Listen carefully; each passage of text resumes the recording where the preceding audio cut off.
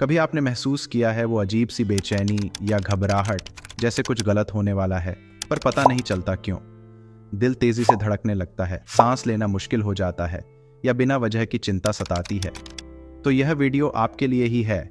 जी हाँ, आज हम बात करेंगे एक ऐसे टॉपिक पर जो शायद बहुत से लोगों के जहन में है, लेकिन बात करने से कतराते हैं। हम बात कर रहे हैं एंग्जाइटी डिसऑर्डर यानी बेचैनी या घबराहट के बारे में। आइए एक नज़र हम इसके मुख्य पॉइंट पर डालते हैं।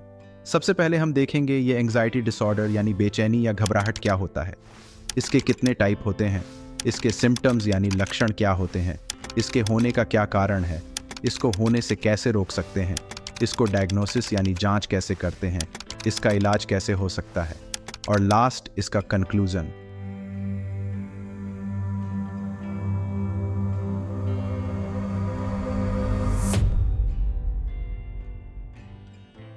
तो चलिए शुरू करते हैं और इसको डिटेल्स में एक एक करके समझते हैं। तो सबसे पहले ये क्वेश्चन आता है कि ये एंग्जाइटी डिसऑर्डर यानी बेचैनी या घबराहट क्या होता है। एंग्जाइटी डिसऑर्डर एक प्रकार का दिमागी या मेंटल हेल्थ से जुड़ा एक डिसऑर्डर यानी एक तरह का बीमारी है जिसमें आप बहुत समय तक घबराहट या चिंता महसूस करते हैं। ये ऐसी चिंता होती है जो आपके डेली रूटीन पर असर डालती है और इसे आम चिंता से अलग बनाती है। एंग्जाइटी डिसऑर्डर एक ऐसा मानसिक स्थिति है जिसमें आप गैर ज़रूरी और हद से ज़्यादा चिंता या डर महसूस करते हैं। ये स्थिति अक्सर आपकी रोज़मर्रा की ज़िंदगी को नुकसान करती है, जैसे कि काम, पढ़ाई या लोगों से मेल जोल में। मुझे उम्मीद है कि अब आपको एंग्जाइटी डिसऑर्डर के बारे में थोड़ा सा आइडिया लग गया होगा। अब इसके दूसरे पॉइंट यानी इसके कितने टाइप होते हैं, इसको देखते हैं। एंग्जाइटी डिसऑर्डर के बहुत सारे टाइप्स होते हैं। हम आपको यहाँ कुछ इंपॉर्टेंट टाइप के बारे में बताएंगे। तो चलिए शुरू करते हैं जनरलाइज्ड एंग्जाइटी डिसऑर्डर से। इसमें आप ज़्यादातर समय बिना किसी खास वजह के चिंता और टेंशन महसूस करते हैं। Next, panic disorder. इस स्थिति में आपको अचानक से पैनिक अटैक्स आ सकता है जिसमें तेज धड़कन, चक्कर आना और घबराहट जैसे लक्षण शामिल होते हैं। नेक्स्ट, फोबिया, विशेष रूप से निर्मित डर। फोबिया में आप किसी खास चीज़ें, स्थिति या काम से या और दूसरे नेगेटिव डर भी होते हैं, जैसे कि ऊंचाई से डर या पानी से डर। नेक्स्ट, सोशल एंग्जाइटी डिसऑर्डर या सामाजिक चिंता। इसमें आपको सामाजिक स्थितियों में बातचीत करने या लोगों के सामने प्रेजेंट होने में बहुत चिंता होती है। आपको डर होता है कि लोग आपका मजाक उड़ाएंगे या आपको गलत समझेंगे। Next, obsessive compulsive disorder, OCD और post traumatic stress disorder, PTSD। इन्हें भी कभी कभी एंग्जाइटी डिसऑर्डर्स के अंदर रखा जाता है। OCD में आपको बार बार सोच या काम, ऑब्सेशंस या कंपल्शंस में फंसे रहते हैं, जबकि PTSD किसी घटना के बाद की गहरी चिंता या डर का ऑब्जर्वेशन है। अगर आपने कोई और प्रकार देखा है तो कृपया उन्हें कमेंट बॉक्स में जिक्र करें। अब चलते हैं अगले पॉइंट की तरफ। इसके सिम्टम्स यानी लक्षण क्या होते हैं, इसको समझते हैं। एंग्जाइटी डिसऑर्डर के लक्षण किसी से जुड़ा हुआ और बीमारी के टाइप्स के आधार पर अलग अलग हो सकते हैं, लेकिन कुछ आम लक्षण हैं जो ज़्यादातर लोगों में देखे जा सकते हैं। यह लक्षण न सिर्फ मानसिक बल्कि शारीरिक भी हो सकते हैं और आपके डेली जीवन पर असर डाल सकते हैं। इस वीडियो में पॉसिबल नहीं है सारे सिम्टम्स को कवर करना, लेकिन मैंने 45 एंग्जाइटी के लक्षणों की लिस्ट के बारे में एक खास वीडियो अपलोड किया है। आई बटन पे क्लिक करके इस वीडियो को देख सकते हैं। हम कुछ आपको कॉमन सिम्टम्स बता देते हैं जिससे आपको बहुत बेहतर समझ आ जाएगी। आइए अब हम एक एक करके इस कॉमन सिम्टम्स को देखते हैं। शुरू करते हैं ज़्यादा फिक्र करना से। सोचो कि आप हर समय किसी टेंशन में घिरे हुए हैं। ऑफिस का काम, घर का माहौल या आने वाले कल की चिंता, ये सब दिमाग में घूमते रहते हैं। ऐसे में छोटी से छोटी बात पर भी दिमाग ज़्यादा सोचता है और आपको सुकून नहीं मिलता। यह आम बात नहीं है। अगर यह आपको रोज़मर्रा की एक्टिविटीज़ करने से रोक रही है तो ये एक एंग्जाइटी डिसऑर्डर का सिम्टम है। नेक्स्ट, दिल की धड़कन तेज़ होना और सांस फूलना। इमेजिन करो कि आप आराम से बैठे हो और अचानक से आपका दिल तेज़ धड़कने लगता है, सांस लेने में मुश्किल होती है और आपको लगता है कुछ बुरा होने वाला है। ये हालत पैनिक अटैक कहलाता है और यह बिना किसी सच्ची वजह के भी हो सकता है। ये बड़ी ही डरावनी स्थिति होती है। नेक्स्ट, नींद का न आना या टूटी नींद। रात को बिस्तर पर लेटे हुए आपको नींद का कोई नाम निशान नहीं। आप बार बार सोच रहे होते हैं और छोटी से छोटी आवाज़ पर भी आंख खुल जाती है। ये नींद न आने की समस्या आपके डेली काम पर असर डालती है और आपको दिन भर थकान महसूस होती है। नेक्स्ट, शरीर में दर्द और थकान। बिना किसी मेहनत के भी आपको लगता है जैसे पूरी बॉडी में दर्द है। कभी सिर में दर्द, कभी पीठ में। आपको लगता है जैसे आपने बहुत भारी काम किया हो, हालांकि आपने ऐसा कुछ किया ही नहीं। ये शारीरिक लक्षण भी एंग्जाइटी का एक रूप है। इसके अलावा आपको फैसले लेने में कठिनाई, कुछ गलत होने का लगातार डर और एकाग्रता की कमी का अनुभव हो सकता है। अगर आपकी नज़रों में और भी कॉमन सिम्टम्स हैं तो आप कमेंट बॉक्स में बता सकते हैं। अब नेक्स्ट पॉइंट की तरफ चलते हैं, इसका होने का क्या कारण है। जैसे इसके सिम्टम्स बहुत सारे होते हैं, वैसे ही एंग्जाइटी डिसऑर्डर के होने का कारण भी बहुत सारे होते हैं। तो आइए आपको कुछ कॉमन कॉज यानी कारण के बारे में एक एक करके बताते हैं। इससे पहले यह समझना ज़रूरी है कि एंग्जाइटी डिसऑर्डर होने के कई कारण हो सकते हैं और हर इंसान का अनुभव अलग होता है। अगर आपको लगता है कि आप एंग्जाइटी से गुजर रहे हैं तो डॉक्टर या मेंटल हेल्थ स्पेशलिस्ट से बात करना हेल्पफुल हो सकता है। शुरू करते हैं फैमिली हिस्ट्री से। अगर आपकी फैमिली में पहले से किसी को एंग्जाइटी का इशू रहा है तो ये आप में भी हो सकता है। ये जीन्स के जरिए आता है, मतलब अगर माँ बाप या दादा दादी को था तो आपको भी हो सकता है। नेक्स्ट, जिंदगी के बिगड़े हुए हालात।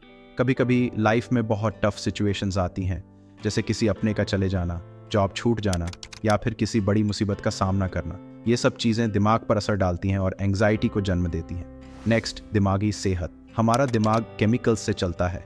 कभी कभी इन केमिकल्स का बैलेंस बिगड़ जाता है, जैसे सेरोटोनिन और डोपामीन का। जब ये बैलेंस बिगड़ता है तो हमारे मूड और फीलिंग्स पर असर पड़ता है, जिससे एंग्जाइटी हो सकती है। Next, stressful lifestyle. आजकल की बिजी लाइफ, काम का बोझ और लगातार चलने वाला स्ट्रेस भी एंग्जाइटी का एक बड़ा कारण है। जब हम कंटिन्यूअसली प्रेशर में रहते हैं तो हमारा दिमाग थक जाता है और एंग्जाइटी हो जाती है। नेक्स्ट, सेहत से जुड़ी प्रॉब्लम्स। कभी कभी कुछ हेल्थ इश्यूज जैसे हार्ट प्रॉब्लम्स, डायबिटीज़ या थायराइड के इश्यूज भी एंग्जाइटी कॉज कर सकते हैं। ये फिजिकल हेल्थ प्रॉब्लम्स हमारे दिमाग और इमोशंस पर असर डालते हैं। ये थे कुछ कॉमन कारण जिससे एंग्जाइटी डिसऑर्डर हो सकते हैं। अब आइए नेक्स्ट पॉइंट को देखते हैं, इसको होने से कैसे रोक सकते हैं। एंग्जाइटी डिसऑर्डर से बचने के लिए कुछ कदम उठाए जा सकते हैं। आइए कुछ कॉमन स्टेप्स को एक एक करके देखते हैं जिससे आप इसे रोक सकें। शुरू करते हैं तनाव कम करना से। अपने डेली रूटीन में से कुछ समय आराम और रिलैक्सेशन के लिए निकालें। योगा, मेडिटेशन या डीप ब्रीदिंग एक्सरसाइजेस जैसी एक्टिविटीज से तनाव कम होता है और दिमाग शांत रहता है। नेक्स्ट, अच्छी नींद लें। पूरा और अच्छा सोने से दिमाग को आराम मिलता है। रोज एक निश्चित समय पर सोएं और उठें। मोबाइल या टीवी से पहले से दूर रहें ताकि नींद अच्छी आए। नेक्स्ट, हेल्थी खाना। बैलेंस्ड डाइट खाएं जिसमें ताज़ा फल, सब्जियां और होल ग्रेन्स शामिल हों। कैफीन, चाय, कॉफ़ी और अल्कोहल का सेवन कम करें क्योंकि ये एंग्जाइटी को बढ़ा सकते हैं। Next, exercise. रेगुलर एक्सरसाइज से बॉडी में एंडोर्फिन्स रिलीज होते हैं जो नेचुरल पेन किलर्स होते हैं और मूड को बेहतर बनाते हैं। रोजाना थोड़ी देर वॉक या कोई भी फिजिकल एक्टिविटी करें। नेक्स्ट, बात करने से हिचकिचाएं ना। अपनी फीलिंग्स किसी दोस्त, फैमिली मेंबर या थेरेपिस्ट के साथ शेयर करें। कभी कभी सिर्फ बात कर लेने से भी बहुत फर्क पड़ता है। अगर आपको लगता है कि स्ट्रेस या एंग्जाइटी का लेवल मैनेज करना मुश्किल हो रहा है तो प्रोफेशनल हेल्प लेना भी एक अच्छा विकल्प है। मेंटल हेल्थ प्रोफेशनल्स आपको स्पेसिफिक टेक्निक्स और स्ट्रेटजीज प्रोवाइड कर सकते हैं जो आपके लिए काम करें। याद रखें, अपने आप को समय देना और अपनी सेहत का ख्याल रखना सबसे ज़रूरी है। तो दोस्तों, ये थे हमारे कुछ इंपॉर्टेंट पॉइंट्स जिसको फॉलो करके एंग्जाइटी डिसऑर्डर को होने से रोक सकते हैं। अगर आपको इनमें कुछ पॉइंट्स की कमी लग रही है तो आप हमें कमेंट बॉक्स में ज़रूर बताएं और अपने स्ट्रेटजीज भी कमेंट बॉक्स में शेयर करें। अब हम चलते हैं अगले पॉइंट पर। इसमें हम जानेंगे कि एंग्जाइटी डिसऑर्डर का डायग्नोसिस यानी जांच कैसे किया जाता है। एंग्जाइटी डिसऑर्डर की डायग्नोसिस या जांच करने का तरीका समझने से पहले यह जान लेना ज़रूरी है कि एक सही डायग्नोसिस आपको सही इलाज और मदद तक पहुंचा सकता है। एंग्जाइटी डिसऑर्डर्स का डायग्नोसिस या जांच करना किसी मेंटल हेल्थ स्पेशलिस्ट या साइकाइट्रिस्ट के द्वारा किया जाता है। ये डायग्नोसिस अक्सर कई स्टेप और प्रक्रियाओं से होता है। तो आइए कुछ कॉमन जांच के तरीके के बारे में एक एक करके देखते हैं। शुरू करते हैं डॉक्टर से बात करना। सबसे पहले आपको अपने फैमिली डॉक्टर या किसी जनरल प्रैक्टिशनर से मिलना चाहिए। उन्हें अपने लक्षण बताएं, जैसे कि आप कितना स्ट्रेस्ड फील करते हैं, नींद कैसी है, क्या आपको पैनिक अटैक्स आते हैं वगैरह। Next, physical exam. डॉक्टर शायद पहले एक फिजिकल एग्जाम करेंगे ताकि यह देख सकें कि कोई फिजिकल हेल्थ इश्यू तो नहीं है जो आपकी एंग्जाइटी को बढ़ा रहा हो। कभी कभी कुछ हेल्थ प्रॉब्लम्स भी सिमिलर सिम्टम्स दिखाते हैं। Next, psychological evaluation. इस स्टेप में आपको शायद किसी साइकाइट्रिस्ट, साइकोलॉजिस्ट या किसी दूसरे मेंटल हेल्थ प्रोफेशनल से मिलना पड़ेगा। वे आपसे डिटेल्ड बातचीत करेंगे, आपके विचार, फीलिंग्स और बिहेवियर पैटर्न्स के बारे में जानेंगे। ये थे हमारे कुछ इंपॉर्टेंट पॉइंट्स जिसकी मदद से एंग्जाइटी डिसऑर्डर की जांच की जाती है। हमें आप कमेंट में बताएं कि ये वीडियो आपको कैसा लगा। अब हम बढ़ते हैं अगले इंपॉर्टेंट पॉइंट की तरफ। इसमें हम जानेंगे कि एंग्जाइटी डिसऑर्डर का इलाज कैसे किया जाता है और इसके क्या तरीके हैं। एंग्जाइटी डिसऑर्डर का इलाज अलग अलग तरीकों से किया जा सकता है। ये डिपेंड करता है कि आपकी स्थिति कैसी है और आपका शरीर और दिमाग कैसे रिएक्ट करता है। तो चलिए मैं आपको 4 कॉमन इलाज के बारे में एक एक करके बताता हूँ। शुरू करते हैं मनोचिकित्सा, साइकोथेरेपी से। एक प्रकार की थेरेपी है जिसमें एक ट्रेंड थेरेपिस्ट के साथ बातचीत के जरिए अपनी समस्याओं को समझा और सॉल्व किया जा सकता है। सबसे पॉपुलर थेरेपी है CBT, कॉग्निटिव बिहेवियरल थेरेपी, जो कि आपको नेगेटिव सोच को पहचानने और बदलने में मदद करता है। Next, lifestyle changes. Daily routine में बदलाव करके भी एंग्जाइटी को कम किया जा सकता है, जैसे कि रेगुलर एक्सरसाइज, अच्छी नींद लेना, हेल्दी खाना खाना और स्ट्रेस कम करने वाले एक्टिविटीज़ जैसे कि योग और मेडिटेशन को अपनाना। Next, support groups. कभी कभी अपने जैसे दूसरे लोगों के साथ अपनी फीलिंग्स शेयर करना भी बहुत मददगार साबित होता है। सपोर्ट ग्रुप्स आपको यह एहसास दिलाते हैं कि आप अकेले नहीं हैं और दूसरे भी हैं जो सिमिलर चैलेंजेस का सामना कर रहे हैं। Next, self help strategies. कुछ सेल्फ हेल्प टेक्निक्स भी हैं जिन्हें आप ट्राई कर सकते हैं, जैसे कि deep breathing exercise, positive self talk और रिलैक्सेशन टेक्निक्स। ये शॉर्ट टर्म में एंग्जाइटी को मैनेज करने में मदद करते हैं। तो दोस्तों, ये थे हमारे कुछ इंपॉर्टेंट पॉइंट्स जिसकी मदद से एंग्जाइटी डिसऑर्डर का इलाज किया जाता है। अगर आपको इनमें कुछ पॉइंट्स की कमी लग रही है तो आप हमें कमेंट बॉक्स में ज़रूर बताएं और अपने स्ट्रेटजीज कमेंट बॉक्स में शेयर करें। एंग्जाइटी डिसऑर्डर या चिंता विकार एक आम लेकिन गंभीर मानसिक स्वास्थ्य संबंधी स्थिति है जो आपकी डेली लाइफ पर असर कर सकती है। लेकिन सही जानकारी, समय पर डायग्नोसिस और उचित इलाज के जरिए इसका प्रबंधन संभव है। समझ और जागरूकता, समय पर मदद लेना, सही इलाज, सपोर्ट सिस्टम, पॉजिटिव एटीट्यूड और धैर्य, ये सारे पॉइंट आपको एंग्जाइटी डिसऑर्डर में काफ़ी मदद करेंगी। इसके इस्तेमाल से आप अच्छा फील करेंगे।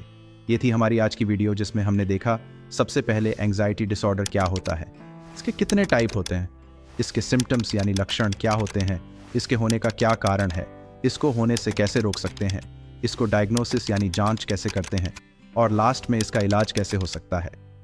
उम्मीद करता हूँ आपको ये वीडियो आपको पसंद आया होगा। अगर आपको हमारी वीडियो पसंद आई तो अपने दोस्तों, फैमिली या कॉलीग के साथ शेयर करें ताकि हम उनकी मदद कर सकें। मिलते हैं फिर अगली वीडियो में एक नए बीमारी के इलाज के साथ। तब तक के लिए बहुत बहुत शुक्रिया। प्लीज़ लाइक, कमेंट्स और शेयर करना न भूलें। Thank you.